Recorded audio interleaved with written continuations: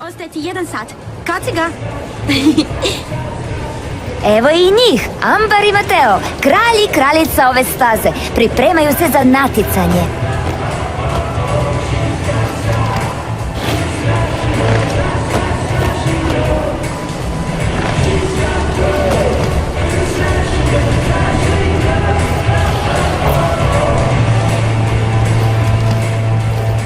Ni slučajno ne idi. Tko ti je rekao da bih išla? Tvoje lice, Delfi, tako si očita. Reci nešto svojim fanovima. Moj dečko Mateo i ja ćemo vam pokazati isječak naše koreografije za natjecanje.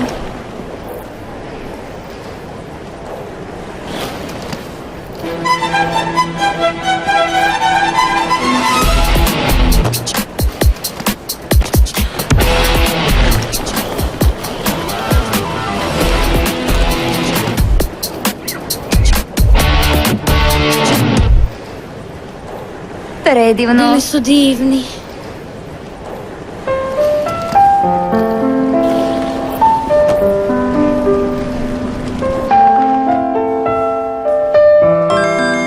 Čini se da imamo novi par prijavljen na natjecanje.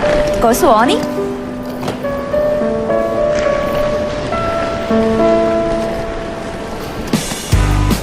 Što? Nemoguće. Ne vjerujem.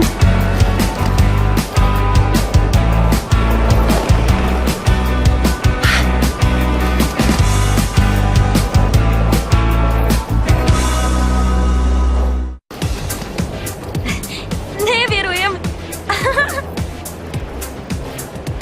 Bok, bok.